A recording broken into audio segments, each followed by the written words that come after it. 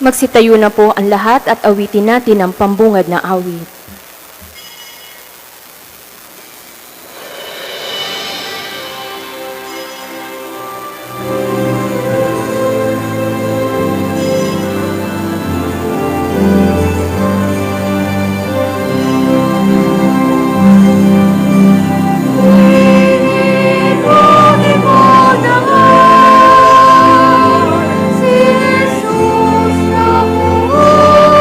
Mahal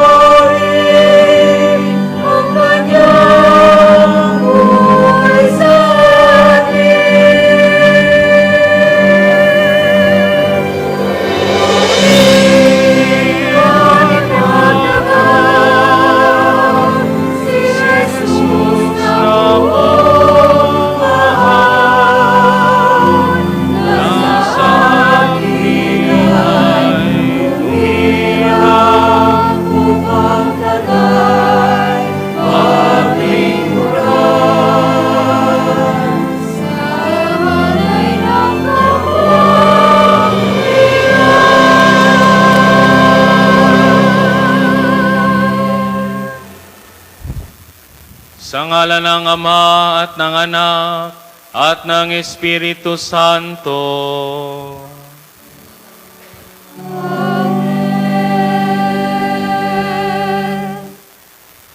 Ang pagpapala at kapayapaan mula sa Diyos na Ama natin at sa Panginoong Jesucristo naway sumainyong lahat.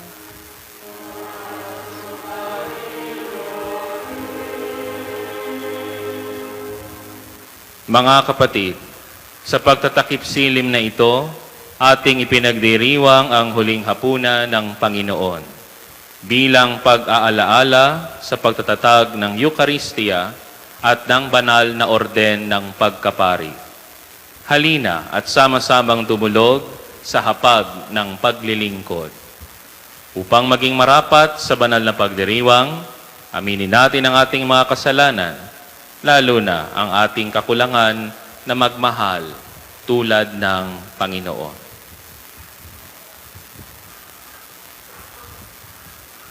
Inaamin ko sa makapangyarihang Diyos at sa inyo mga kapatid na lubha akong nagkasala sa isip, sa salita at sa gawa at sa aking pagkukulang. Kaya isinasamo ko sa mahal na Birheng Maria, sa lahat ng mga anghel at mga banal, at sa inyo mga kapatid, na ako'y panalangin sa Panginoong ating Diyos. Kaawaan tayo ng makapangyarihang Diyos, patawarin tayo sa ating mga kasalanan, turuan tayong magpatawad sa isa't isa, at patnubayan tayo sa buhay na walang hanggan. Amen.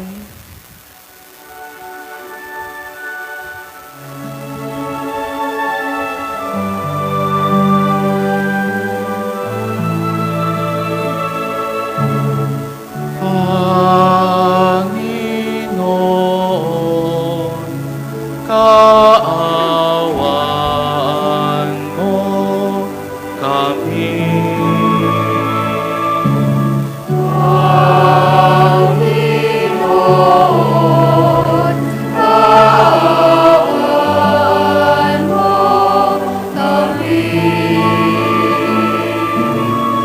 Kristo, kaawaan mo kami.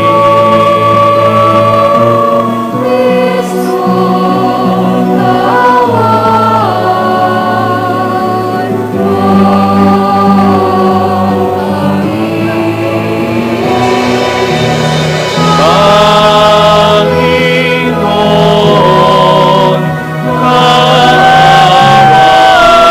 mo kami.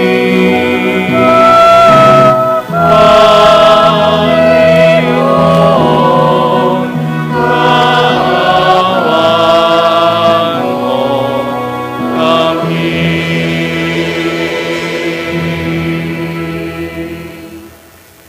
Gloria in excelsis Deo.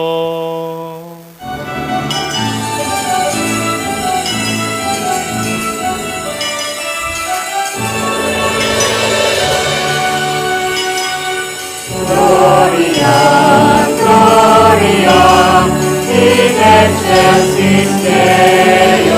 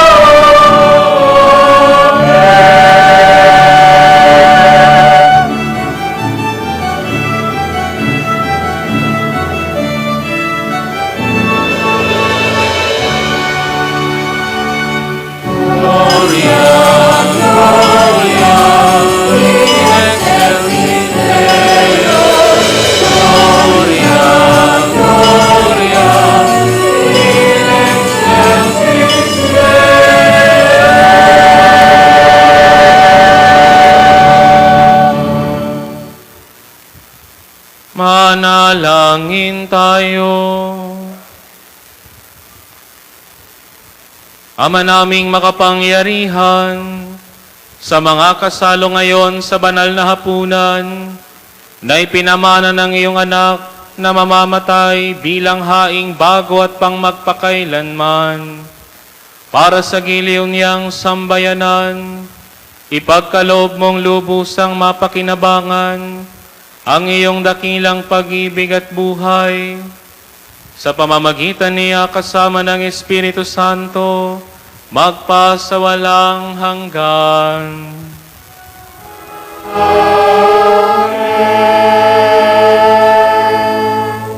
Tayo po ngayon ay nasa unang bahagi ng ating pagdiriwang, ang liturhiya ng salita ng Diyos.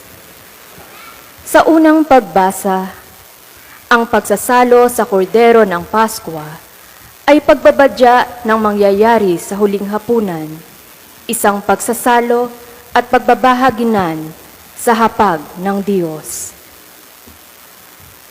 Ang salita ng Diyos mula sa aklat ng Exodo. Noong mga araw na iyon, sinabi ng Panginoon kina Moses at Aaron, "Mula ngayon, ang buwang ito ang magiging unang buwan ng taon para sa inyo. At sabihin ninyo sa buong pamayanan ng Israel na sa 10 araw ng buwang ito, bawat puno ng sambahayan ay pipili ng isang kordero o bisirong kambing para sa kaniyang pamilya. Kung maliit ang pamilya at hindi makauubos ng isang buong kordero, magsasalo sila ng kalapit na pamilya na hindi rin makauubos ng isang buo. Ang dami na magsasalo-salo sa isang kordero ay ibabatay sa dami na makakain ng bawat isa. Kailangang ang kordero ay lalaki, 1 taong gulang, walang pinsala o kapintasan. Kung walang tupa, ay kahit kambing. Aalagaan itong mabuti hanggang sa 14 na buwan at sa kinagabihan, sabay-sabay na papatayin ng buong bayan ang kani-kanilang kordero. Kukuha sila ng dugo nito at ipapahid sa mga hamba at sombrero ng pintuan ng bahay na kakainan ng kordero.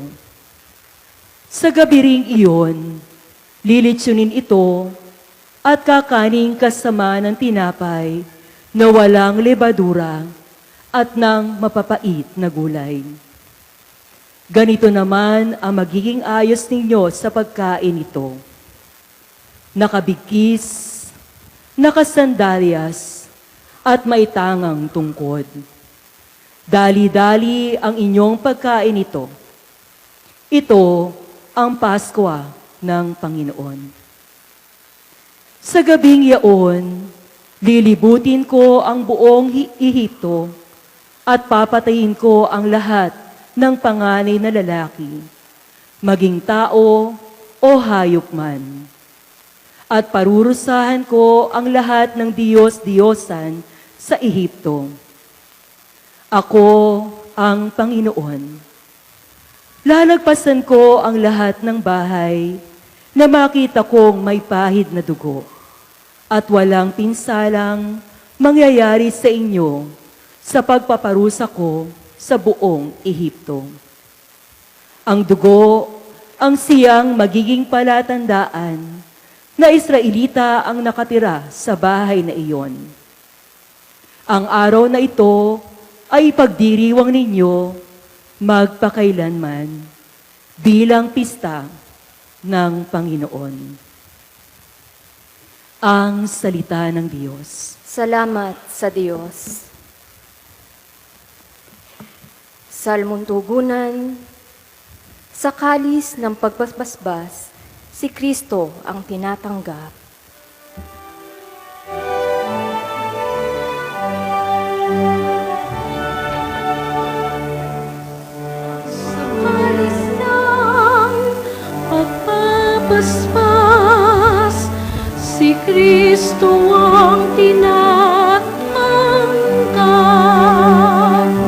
Tayo pong lahat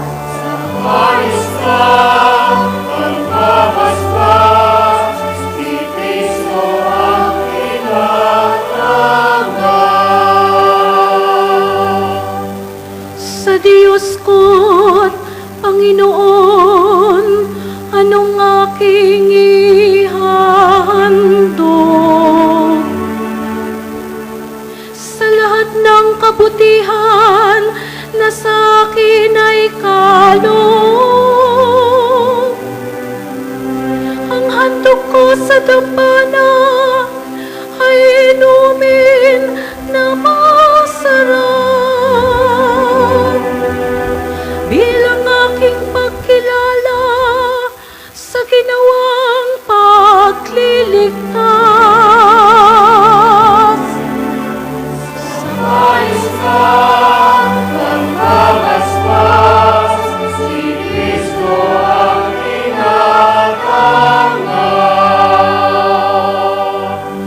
Masakit sa kalooban ng poon kung may papanaw. Kahit ito ay isa, labis siyang magtaramdam.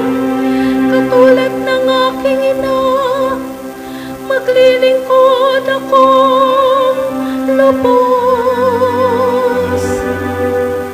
Yamang ako'y niligtas, kinalinga at tinubog.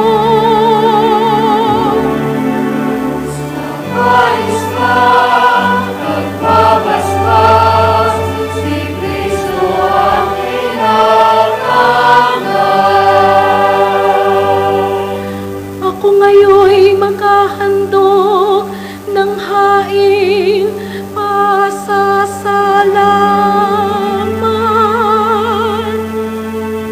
Ang handog kong panalangin sa iyo ko'y ilalaga. Sa templo sa Jerusalem ay doon ko ibibigay ang anumang pangako kong sa iyo ay binitiwan. Sa kaisan ang magastos, si Kristo ang inatanggap. Sa kaisan ang magastos, si Kristo ang inatanggap.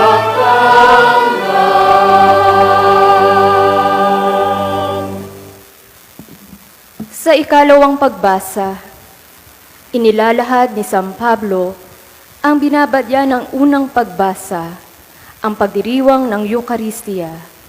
Ito ang pinakamatandang sanaysay tungkol sa Eucharistia sa banal na kasulatan.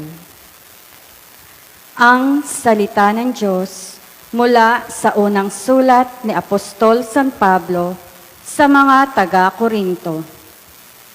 Mga kapatid, ito ang aral na tinanggap ko sa Panginoon at ibinibigay ko naman sa inyo. Ang Panginoong Hesus, noong gabing siya'y ipagkanulo, ay dumampot ng tinapay, nagpasalamat at pinaghati-hati ito, at sinabi, "Ito ang aking katawan na inihahandog para sa inyo. Gawin ninyo ito sa pag-alaala sa akin." Gayon din naman, matapos maghapunan, ay hinawakan niya ang kalis at sinabi, "Ang kalis na ito ang bagong tipan na pinagtibay ng aking dugo. Tuwing iinumin ninyo ito, gawin ninyo sa pag-alaala sa akin. Sapagkat tuwing kakain kayo ng tinapay na ito at iinom sa kalis na ito, ay ipinahayag ninyo ang kamatayan ng Panginoon hanggang sa muling pagparito niya." Ang salita ng Diyos. Salamat sa Diyos.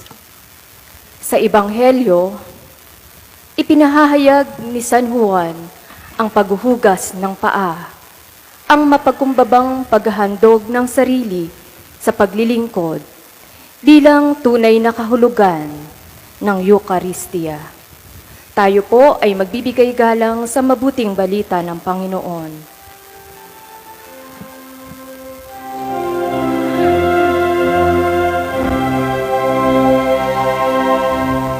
Ang bagong utos ko'y ito, mag-ibigan sana kayo, katulad ng ginawa ko, na pagmamahal sa inyo. Ang sabi ni Jesucristo.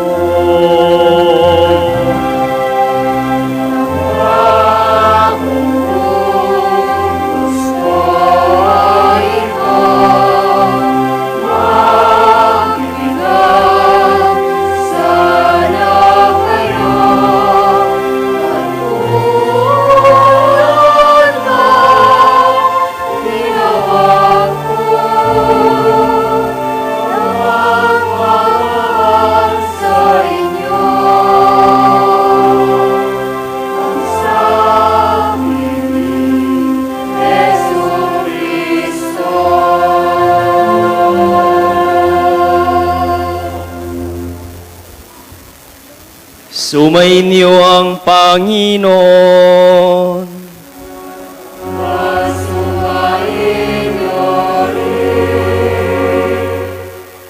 Ang mabuting balita ng Panginoon ayon kay San Juan.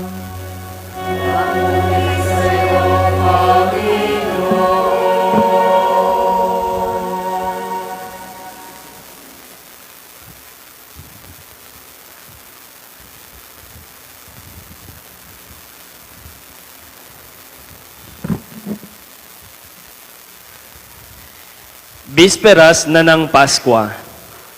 Alam na ni Jesus na dumating na ang panahon ng kanyang paglisan sa sanlibutang ito upang bumalik sa Ama. Mahal niya ang kanyang mga tagasunod na nasa sanlibutan. At ngayon ay ipakikita niya kung hanggang saan ang kanyang pag-ibig sa kanila. Naghahapunan si Jesus at ang mga alagad. Naisilid na ng Diablo sa isip ni Judas, anak ni Simon Iscariote, ang pagkakanulo kay Jesus.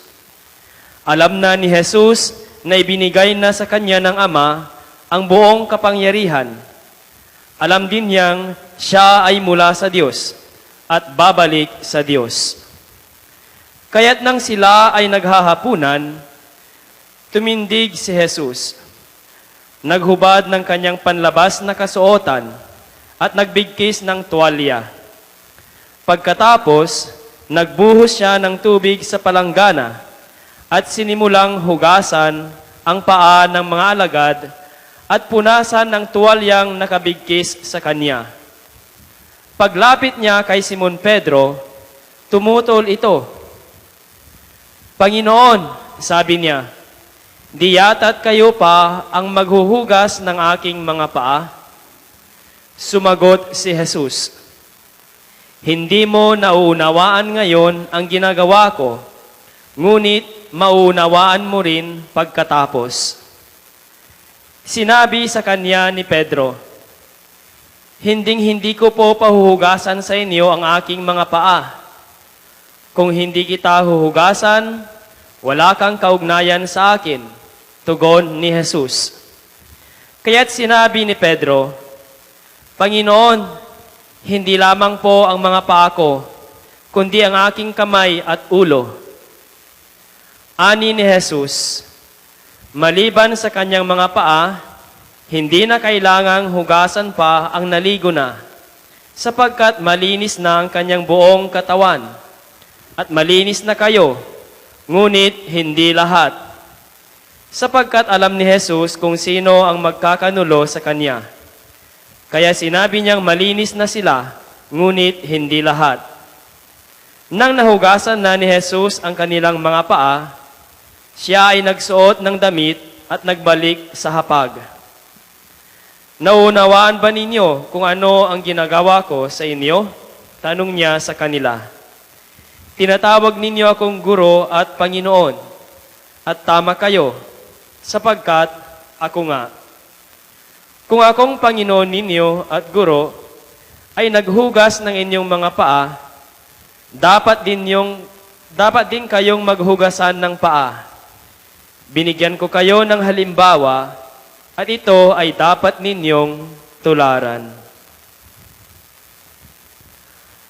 Ang mabuting balita ng Panginoon.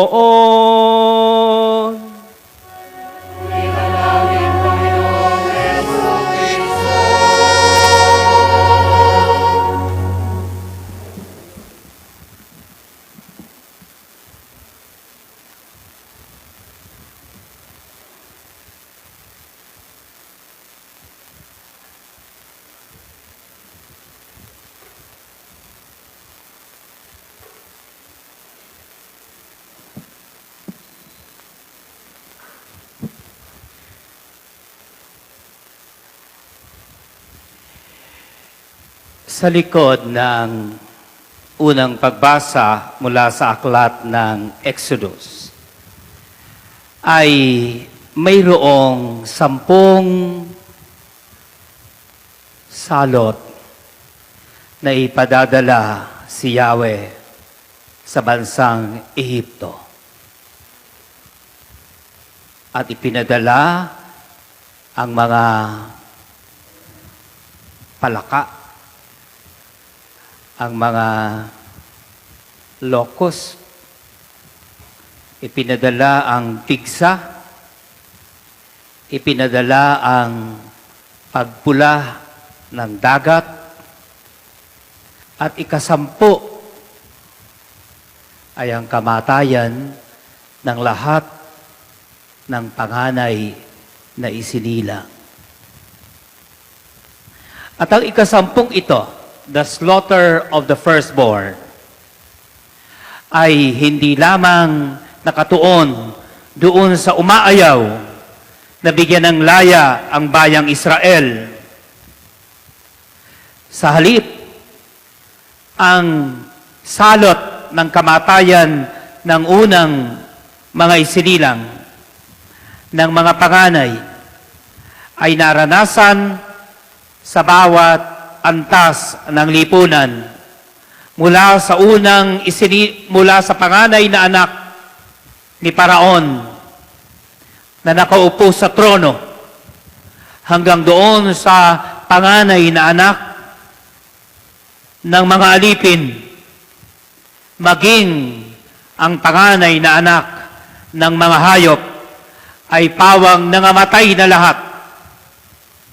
Subalit, mayroong kaibahan sa karanasang ito. Hindi naranasan ang kamatayan ng bayang Israel na naninirahan at inaalipin doon sa Egypt. Ang dahilan, the blood of the Lamb of God. The blood of the Lamb was a sign for Israel. But at the same time, and more importantly, it is a sign for God. Lahat ng mayroong dugo na ipinahid sa mga pintuan ng sambahayan ng Israel ay lalampasan ni Yahweh. Lalampasan ng kamatayan dahil sa dugo na naging pananda ng Israel at pananda ng Diyos. This is where the beauty of the blood that we are going to celebrate in the Mass. It is the sign of the people of God. But at the same time, it is the sign of God, of the presence of God. Kaya naman, gayon na lamang ang pagdiriwang at pasasalamat at pagpupuri mula sa salmo na inawit sa atin ngayon. The Psalm 136 was saying about the 4 cups to be raised in the banquet of the celebration of the Jewish rite. Sa pagdiriwang ng pagsamba ng mga Hudyo, mayroong 4 na kalis na itataas at iinumin bilang pananda na kaisa nila ang Diyos sa pagdiriwang. The cup of sanctification, the cup of deliverance, the cup of redemption, and the cup of restoration. At dito sa salmong binasa sa atin, it is the cup of salvation, the 3rd cup, the cup of Jesus whose blood was raised on the cross for our salvation. Na siya naman nating ipinagdiriwang sa ating banal na pagdiriwang, ang misa. Unawain din natin ang background ng ikalawang pagbasa. Ano ang sinasabi sa unang sulat ni San Pablo sa mga taga-Korinto? Na ang Korinto ay umiiral sa pamagitan ng magkahalong kultura ng Greece at ng Roma. At anong uri ng kultura meron ang Greece at ang Roma? Highly stratified. Masyado ang paghihiwalay ng mayaman at saka ng mahirap. At napagmasdan ni San Pablo na sa pagdiriwang lalong-lalo na ng common meal as part of the Eucharistic celebration, napansin niya na ang mga nasa mataas na kalagayan sa lipunan ay pinaglilingkuran ng higit, pinaglilingkuran ng mas mainam. Higit na paglilingkod, mas mainam na pagkain, mas mainam na inumin kaysa sa iba. There was a difference in the treatment of one another. Those who are in the high status, they are treated well, but not those who belong to the lower status. They are to be served with less food and less drink. At ito ang humuhubog sa pagdiriwang ng hapunan ng Panginoon na magdadala ng pagkain na masasarap ang mga mayayaman at sila rin ang kakain noon. Halos walang madala ng pagkain ng mga mahihirap. At kung mukhang masarap ang pagkain ng mahihirap, hihingin yun ng mayaman at kakainin pa. This is where the center of the Eucharist was taking place during the time of Paul in the Corinth. Kaya sinasabi, for in eating, each one goes ahead with his own meal, and one is hungry and another drunk. Naalala ko, kapag mayroon tayong baon, masasarap ang baon ng mga may kaya sa buhay. At yun ay kakainin din ng may kaya sa buhay. Naalala ko, nung ako ay nasa grade school, Nauso pa ang mga picnic pagka-December at long break. Magbabaon ang mga kaeskwela ko ng nilagang itlog ng pritong tilapia. Magbabaon ako ng ulang. Pag nakita ng teacher ko ang isang basket na ulang, hihingin yon. At hindi ako kakain ng ulang, papalitan yon ng fried chicken. Ang mga nasa taas ng lipunan, ang siyang kumakain at pinaglilingkuran ng higit at ng mainam. Ang mga nasa ibaba ng lipunan ay halos hindi pinaglilingkuran at halos hindi na makakain man lamang. And so, St. Paul proposed a solution to the social divide. It was not to abolish the condition of society. Kung hindi, sabi ni San Pablo, it is better that you eat at home and be filled there. Magpakabusog na kayo sa inyong mga bahay bago kayo pumunta sa pagdiriwang ng misa upang hindi magbukang kawawa ang mga dukha at walang kapangyarihan sa harapan ng pagdiriwang ng Eucharistia. The Eucharist is for remembering. And first and foremost, we remember Jesus. But in the Old Testament, in our first reading, we remember the power of God. And this remembering should teach us one good lesson from the second reading, na anumang pagdiriwang na may kinalaman ang ating Panginoong Hesukristo, it should never distinguish. It should never make distinctions.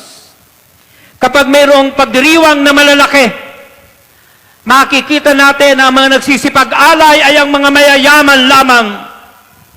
Walang mahirap na nakahahawak ng iniaalay ng mga kopa patungo sa obispo o sa mga pari. There should never have any distinction, any distinguishing character when we are celebrating the Eucharist. Sa Ebanghelyo, there are two actions of Jesus which the Last Supper would like to make very crucial. Una, nang sila ay naghahapunan na, tumindig ang ating Panginoon, hinubad ang kanyang kasuotan. Short of saying, he was making himself naked because he was going to work. Sino ba ang mga nagtatrabaho na inaalis ang kanilang kasuotan? Sino ba ang mga nagtatrabaho na hinaguhubad ng kanilang kasuotan? Only the poor.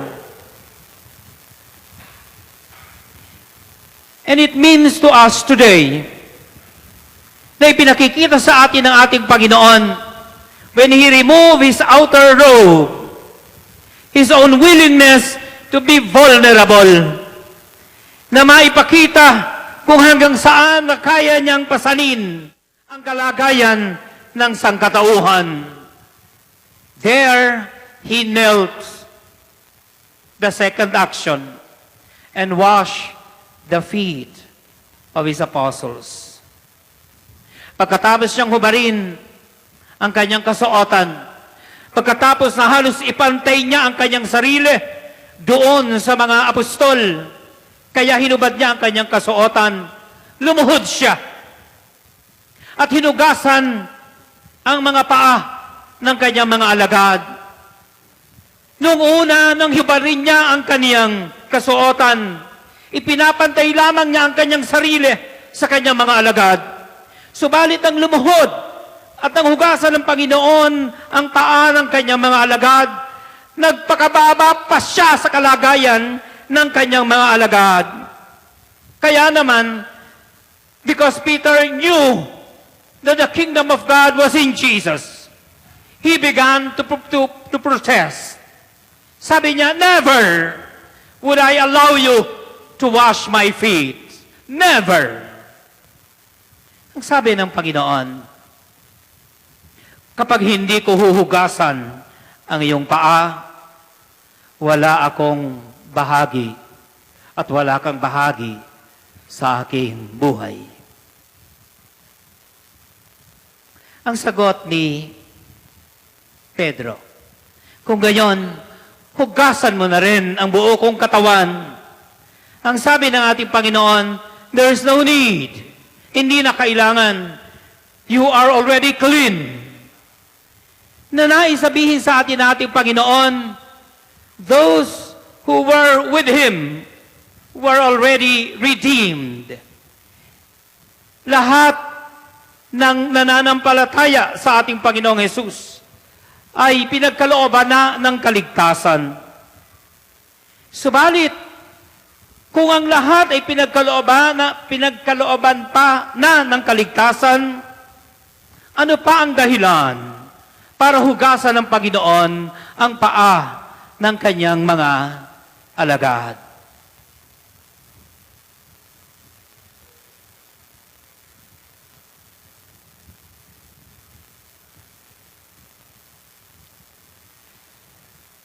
Na nais sabihin ng ating Panginoon,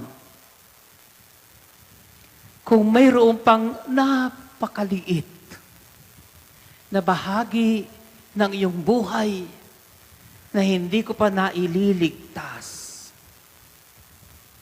kung ang iyong mga paa ay nakasipa ng mga alikabok, magpapakababa ako hanggang doon. Mailigtas ko lang kayo. Yun ang gustong sabihin ng paghuhugas sa paang ito. The willingness of Jesus to go beyond even the lowest condition of man, to the lowest condition of man, only to save us, to purify us. That is the kind of service, that is the kind of self-giving that Jesus would want to teach His apostles. That I will never allow, however minute, kahit kalit-liitang maging sagabal ng iyong kalaligtasan, I will never allow it. I will continue to wash even the dust, smallest part of whatever, for you to be clean. At itinuturo sa atin ito, that humility is essential in following the Lord. And what kind of humility that is essential in following the Lord? That when we see people lower than where we are at, following the Lord is demanding of us to go much lower than that. Kung tayo ay nasa harapan ng isang pulube, following the Lord should make the pulube na mas mayaman kaysa sa atin. That is following the Lord. If there is an ignorant before us, following the Lord is telling us he should be wiser than you are. Humility, that is essential to following the Lord. Ikalawa, sinasabi sa atin, the kind of service that the Lord is teaching us is love. He is offering His love to His apostles. At iyon ang kahulugan ng paghuhugas ng paa. At kung titingnan natin, iyon ang bahaging-bahagi ng pagdiriwang ng misa. The Eucharist is a celebration of how much God could love us. How much God could offer Himself for us. True love is serving anyone because He deserves true love. Mga kapatid, ang tunay na paglilingkod ay nagtuturo sa atin na magmahal. True service teaches us to love. True love teaches us to serve. Dalawang bagay na siyang isinasabuhay at isinasa ngayon lagi ng pagdiriwang ng misa. There is no meaning even to our priesthood if we do not serve with true love, if we cannot love in our service to you. Magnilay tayo.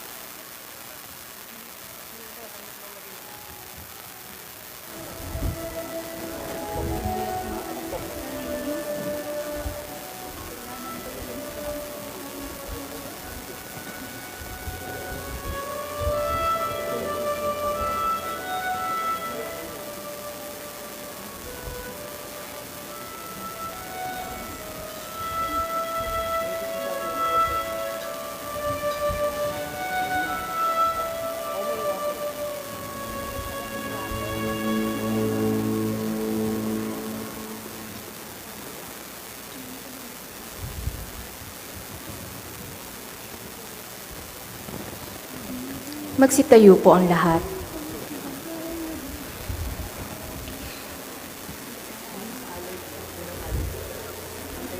Alam natin na itinatag ni Kristo ang banal na Eukaristiya. Magpasalamat tayo ngayon sa Panginoon at dumalangin para sa mga biyayang kaloob ng sakramentong ito. Sa bawat kahilingan ang atin pong itutugon. Panginoon, dinggin ang aming panalangin. Panginoon, dinggin ang aming panalangin.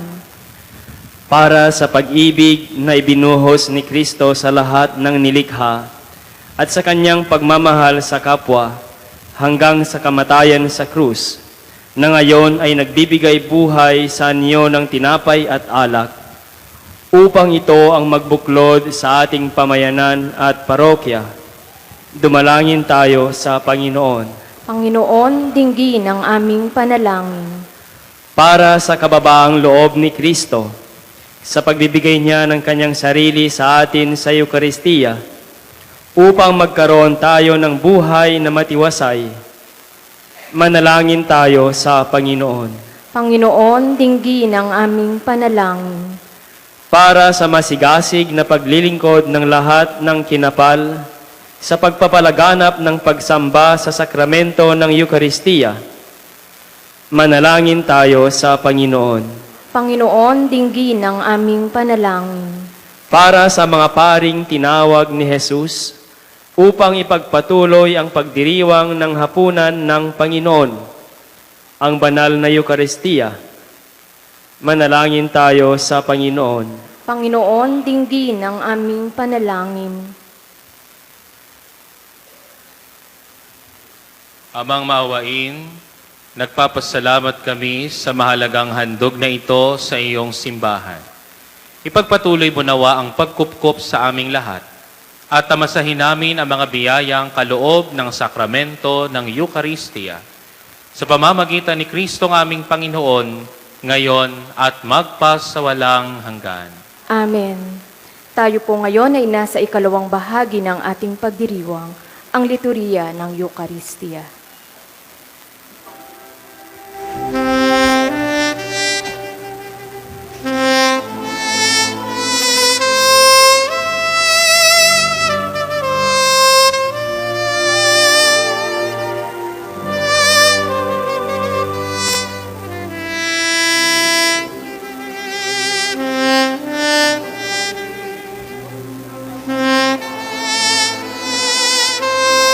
langis na ito ay para sa mga may sakit.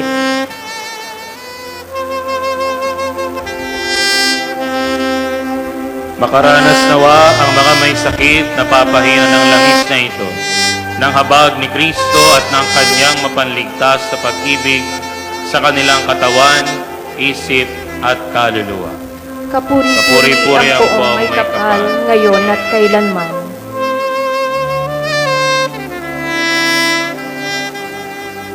Ang banal na Krisma.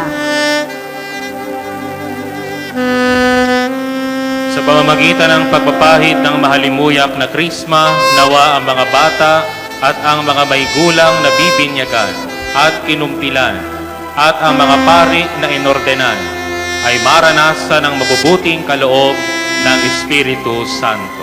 Kapuri-puri ang poong may kapal, ngayon at kailanman.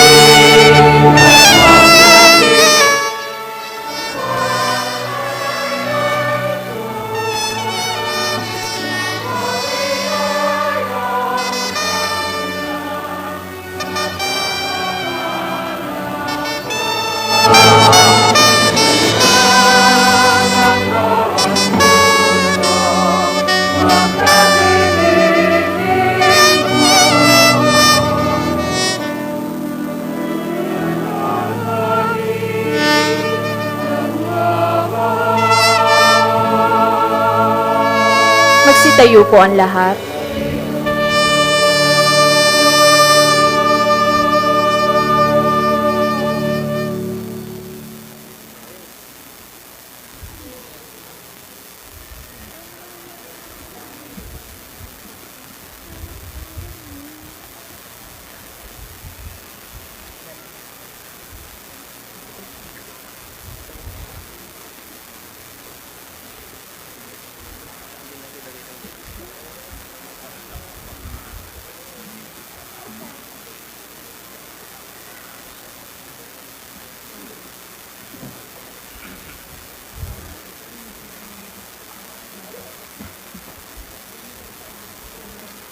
Manalangin kayo mga kapatid upang itong ating mga handog, kalakip ang ating mga sarili, ay maging kalugod-lugod sa Diyos Amang makapangyarihan. Tanggapin nawa ng Panginoon itong paghahain sa iyong mga kamay, sa kapurihan niya at karangalan sa ating kapakinabangan at sa buong sambayanan niyang banal. Ama naming lumikha, ipagkaloob mong marapat na ganapin ang banal na paghahain, sapagkat tuwing ipinagdiriwang ang banal na pagdiriwang na ito, ang alaala ng anak mong nag-aalay, ang pagliligtas niya sa tanan, ay nangyayari upang aming pakinabangan. Sa pamamagitan niya kasama ng Espiritu Santo, magpasawalang hanggan.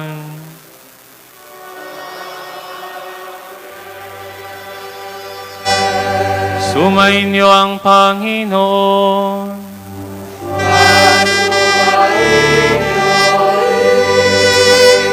Itaas sa Diyos ang inyong puso at diwa.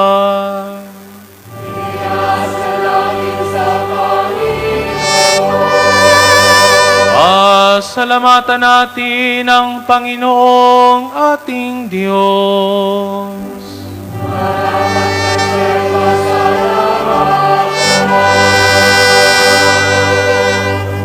Ama naming makapangyarihan, tunay ngang marapat na ikaw ay aming pasalamatan sa pamamagitan ni Jesucristo naming Panginoon. Siya ang talagang dakila at lagi mo ikinalulugod, na paring naghahain para sa sansinuko. Nitong pag-aalay na tangi mong ibihinukod. Ang pagdiriwang sa huling hapunan ay paghahain niya para sa tanan, upang alalahanin namin at pagsaluhan. Ang laman niya'y inihain upang lahat ay buhayin. Ang dugo niya'y dumanak, nang lahat ay mapatawad. Kaya kaisa ng mga anghel na nagsisiyawit ng papuri sa iyo, nang walang humpay sa kalangitan, kami nagbubunyi sa iyong kadakilaan.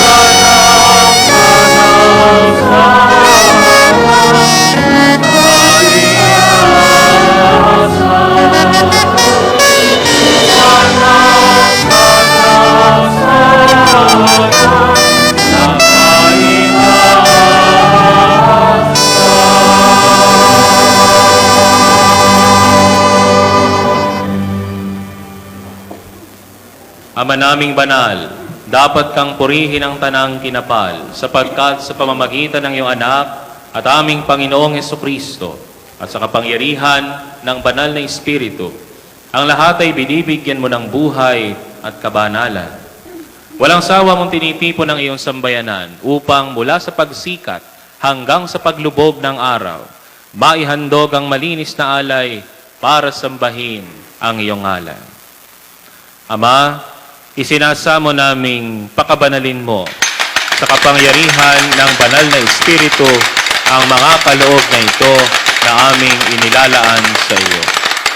Ito nawa ay maging katawan at dugo ng iyong anak at aming Panginoong Jesucristo na nag-utos si pagdiwang ang misteryong ito.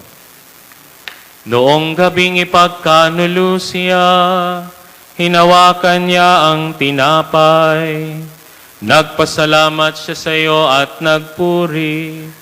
Hinati niya yon, ibinigay sa kanyang mga alagad na ang wika. Tanggapin ninyong lahat ito at kanin.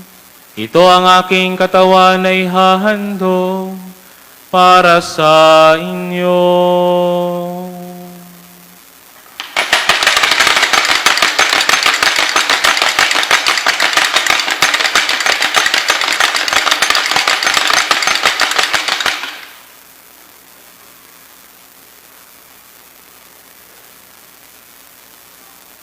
Gayon din naman nung matapos ang hapunan, hinawakan niya ang kalis.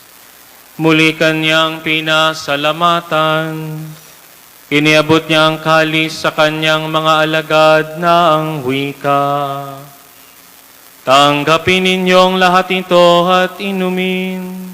Ito ang kalis ng aking dugo, ng bago at walang hanggang tipan. Ang aking dugo na ibubuhos para sa inyo at para sa lahat, sa ikapagpapatawad ng mga kasalanan. Gawin ninyo ito sa pag-alala sa akin.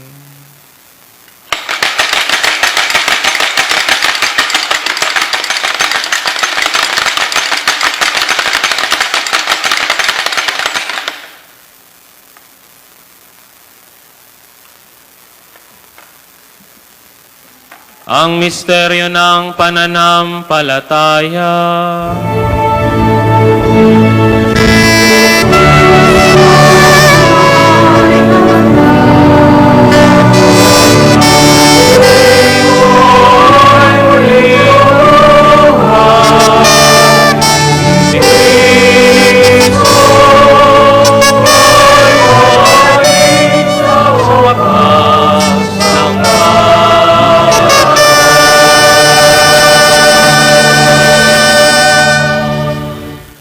Ama, ginugunita namin ang pagkamatay ng iyong anak na sa amin nagligtas, gayon din ang kanyang muling pagkabuhay at pag-akyat sa kalangitan. Samantalang ang kanyang pagbabalik ay pinananabikan. Kaya bilang pasasalamat ngayon aming iniaalay sa iyo ang buhay at banal na paghahaing ito. Tunghayan mo ang handog na ito ng iyong simbahan. Masdan mo ang iyong anak na nag-alay ng kanyang buhay upang kami ay ipakipagkasundo sa iyo. Loobin mong kaming magsasalo-salo sa kanyang katawan at dugo ay mapuspos ng Espiritu Santo at maging isang katawan at isang diwa kay Kristo.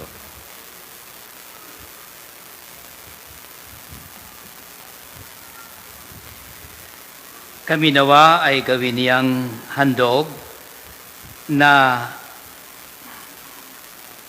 habang panahong nakatalaga sa iyo, tulungan nawa niya kaming magkamit ng iyong pamana, kaisa ng Ina ng Diyos, ang Mahal na Birheng Maria, kaisa ng mga apostol ng mga martir, gayon din ni San Jose, at kaisa ng lahat ng mga banal na aming inaasahang laging nakikiusap para sa aming kapakanan. Ang mga handog na ito ng aming pakikipagkasundo sa iyo ay magbunga nawa ng kapayapaan at kaligtasan para sa buong daigdig. Patatagin mo sa pananampalataya at pag-ibig ang iyong simbahang naglalakbay sa lupa, kaisa ng iyong lingkod na si Papa Francisco, ang aming Obispo Jose, ng tanang mga obispo at ng buong kaparian, at ang iyong piniling sambayanan. Dinggin mo ang mga kahilingan ng iyong angkan na ngayon tinipon mo sa iyong harapan. Amang maawain, kupkupin mo at pag-isahin ang lahat ng iyong mga anak sa bawat panig at sulok ng daigdig. Kaawaan mo at patuloyin sa iyong kaharian ang mga kapatid naming yumao at ang lahat ng lumisan na sa mundong ito na nagtataglay ng pag-ibig sa iyo. Kaya may umaasang makarating sa iyong piling at sama-sama magtatamasa ng iyong kaningningang walang maliw, sapagkat aming masisilayan ng iyong kagandahan sa pamagitan ng aming Panginoong Jesucristo na siyang pinagdaraanan ng bawat kaloob mo sa aming kabutihan.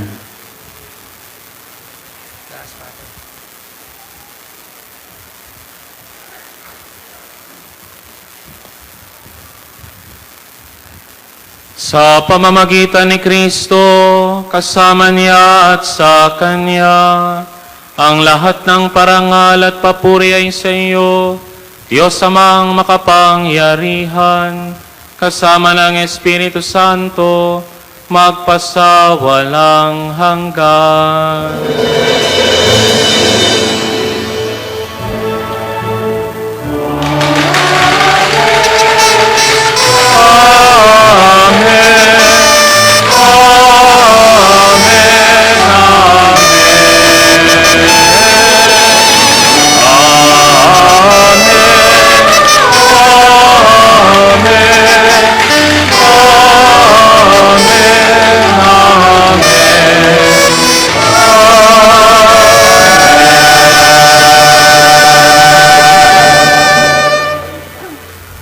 mga tagubilin ng mga nakagagaling nga utos, at turo ni Jesus na Panginoon natin at Diyos, ipahayag natin ng lakas loob.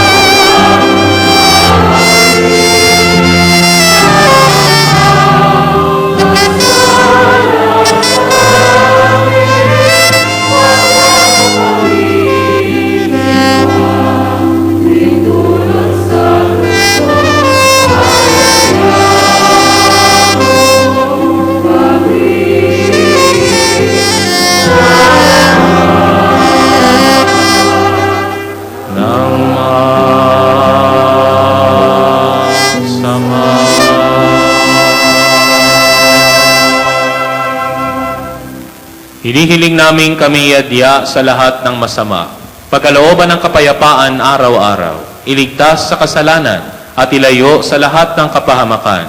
Samantalang aming pinananabikan ang dakilang araw ng pagpapahayag ng tagapagligtas naming si Hesu Kristo.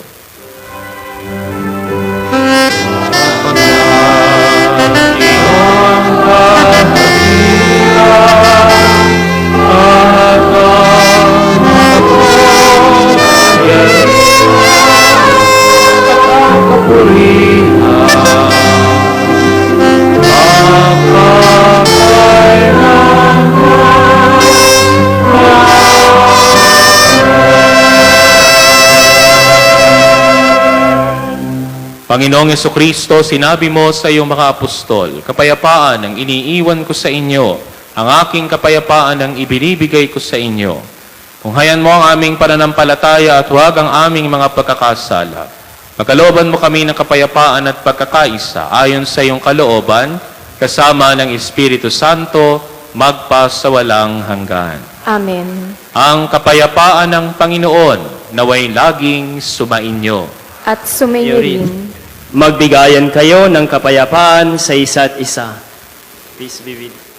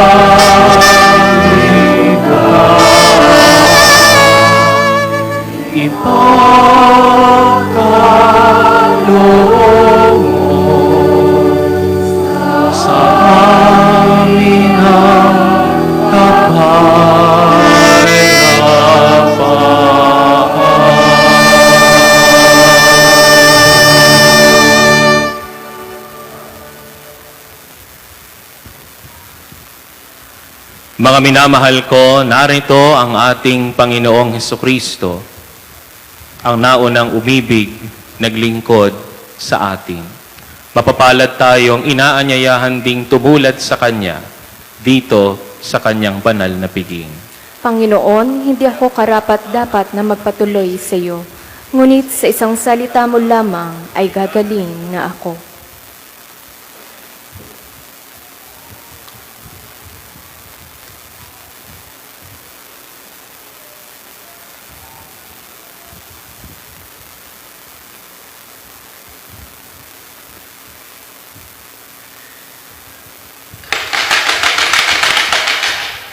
Mangyari lang pong hintayin ang atas ng mga asheret bago pumila sa pangungumunyon.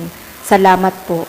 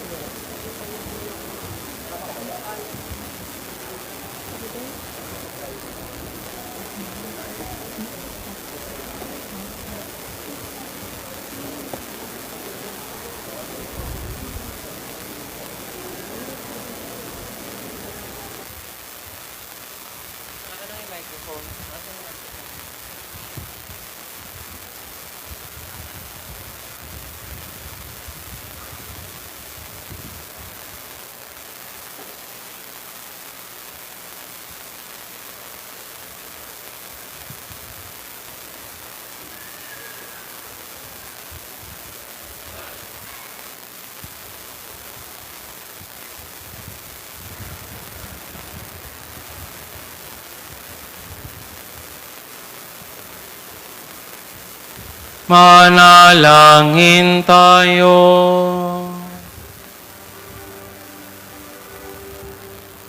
Ama naming mapagmahal, ipagkaloob mong sa aming pagsasalo sa ipinagdiwang ditong hapunan ng anak mong mahal. Kami pagindapating makasalo kailanman sa piging sa iyong piling sa kalangitan. Sa pamamagitan ni Jesucristo, kasama ng Espiritu Santo, magpasawalang hanggan.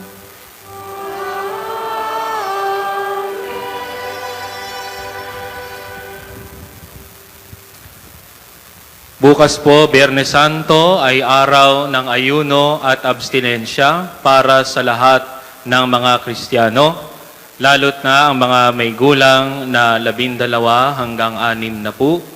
Ang lahat po ay inaasahan at inaanyayahan na mangilin at magkaroon ng pagsasakripisyo para po sa mas makahulugang pagdiriwang at pagunita sa pagpapakasakit ng Panginoon.